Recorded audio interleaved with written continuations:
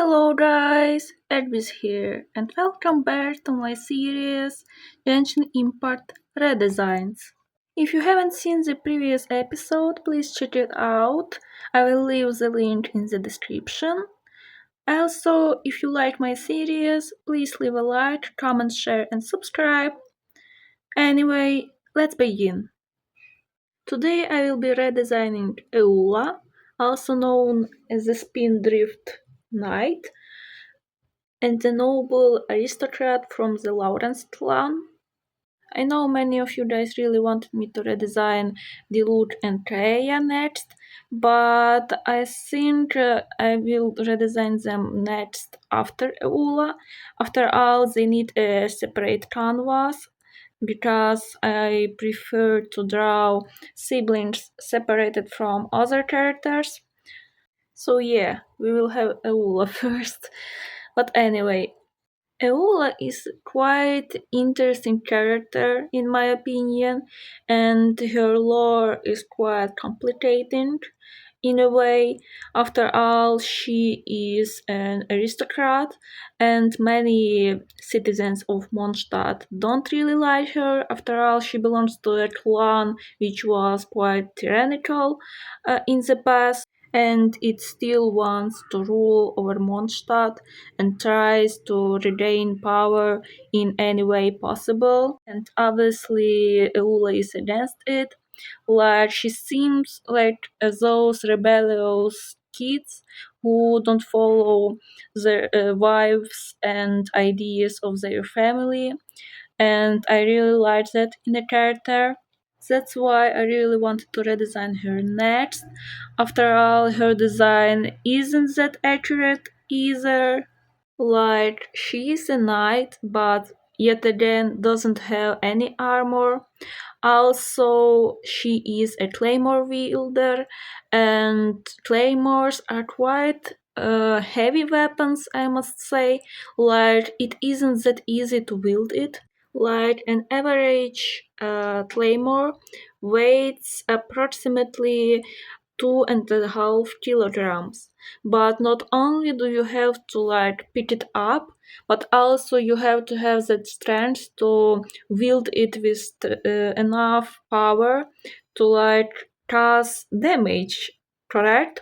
Also, knights who fight in melee, basically from up close, they need strong armor. And if the armor is like in high quality and it protects you well, it also weighs quite a lot. Like an average knight armor weighs approximately from 25 to 35 kilograms.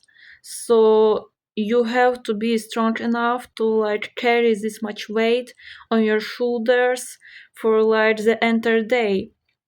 And it stated that she works as a knight uh, outside Mondstadt, like she patrols the territory around the city, which means she also travels around a lot, and she moves around a lot. Like, she doesn't stay on one spot to patrol like the gates or I don't know, a building. She moves around in the wild. She patrols the roads and stuff like that. So I decided to give her a quite muscular body type because, well, how can you move around a lot and also carry this much weight on your shoulders and also wield such a heavy weapon without any muscles? Also, it stated that in her family they raise kids quite violently. I don't know how to put it, but their way to raise children isn't really, how do I put it, kid friendly. I don't know, like it stated that, for example, if you mess up in a class, you get punishment and like a very harsh punishment. So, yeah, if they punish you for something like not that significant, imagine how harsh are the trainings in fighting classes, because it stated also that they don't accept weapons like bows or I don't know spears. They pronounce it right because I know that in Genshin they are called a bit differently, but they look like spears. Like they don't accept those weapons because they are only for weaklings and I don't know plebeians. So I guess the kids from Lawrence clan are having quite difficult and harsh trainings since young. So I decided to do Eula, that strong body build of a person who trains harshly since childhood. Plus, it stated that she is stronger, or at least same strong like Jean, but she wasn't accepted as the Grandmaster of the Knights of Favonius because yet again of her familial roots, and that she is an aristocrat, and obviously people of Mondstadt won't be too happy with the Grandmaster of Knights of Favonius if she is an aristocrat. So Ula became the captain of the Reconnaissance Company. I hope I pronounced it right. But also her title is Spindrift Knight. So basically, like a splash of sea waves. I don't know how to exactly translate this title, but many think that she is actually a hydro vision wielder. And I also decided to go with those sea vibes. That's why I gave her sea themed armor. And the story behind her title is because she owns a bone whistle which can mimic the sound of waves. So I gave her this whistle on her design. After all, in her original design, I can't see that whistle. So yeah, now she owns it, and you can easily see it on her design. Also, it stated she has sectoral heterochromia, but I can't see that heterochromia on her main design, so I gave her a more visible one. After all, as it seems, Mihoyo didn't really gave her a sectoral heterochromia, because sectoral heterochromia is when parts of an eye iris has different eye color from the main eye color, but instead they said, oh, she has sectoral heterochromia because in both of her eyes purple fades to yellow, but that's not sectoral heterochromia. Sectoral heterochromia looks way different and mostly is asymmetrical. And instead, if you look at her main design, it's extremely symmetrical, weirdly enough, because Mihoyo is known for making asymmetrical designs, and it can't make a proper heterochromia representation. Well, it seems a tiny bit fishy to me. Not to mention, I also simplified her armor a tiny bit because in the sketch, as you see, there were a ton of details, and I became a bit worried because, Eula doesn't really want to be associated with her aristocratic past, so I got worried. Wait, like her armor has way too many details, and it seems like it was made for a lot of money, so I changed it a bit to make it look less expensive, and also replaced the golden details with silver details to make it less flashy and I don't know, shiny. After all, the first thing that comes to my mind when I hear the word aristocrat, I see like a lot of gold and gemstones, but I never think about silver, so I changed the golden details to silver, but I still kept the vision golden. After all, it's a gift from the gods.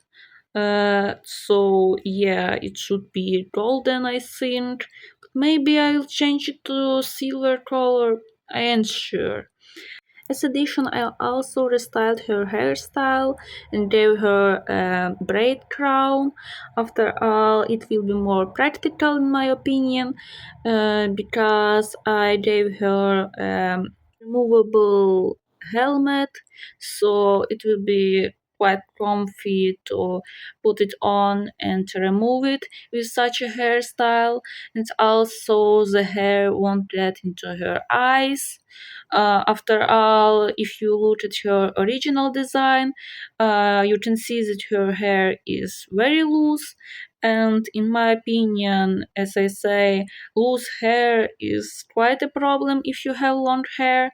Not to mention, if you are a fighter, you should keep your hair tied up, or I don't know, keep it short so it doesn't get into your way and doesn't make things complicating. It's also a quite famous hairstyle in Bavaria, so I decided to give her this one.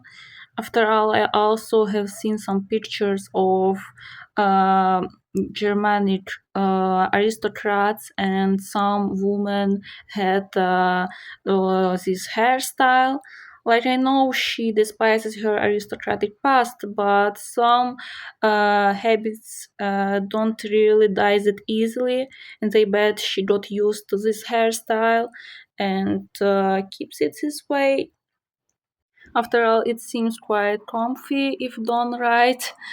The design of her helmet is based off the Belgian helmets in 16th century. I know there's also the German helmet, which I should have used, but I tried it on another design, which I didn't really like, and plus this style matched her armor more than the Germanic one, so I kept it like this. I also gave her a blue cape to match the sea theme going on in her design. Nevertheless, I am quite happy how this redesign turned out, and I hope you also liked the redesign. Obviously, maybe it could be better, but I don't know. I often think that my words could be better than they are. But anyway, hope you're having a great day, and I hope I will see you guys soon. Because, well, I still have a lot of ideas to do in the redesigns. So, yeah, stay tuned for more episodes. Bye bye.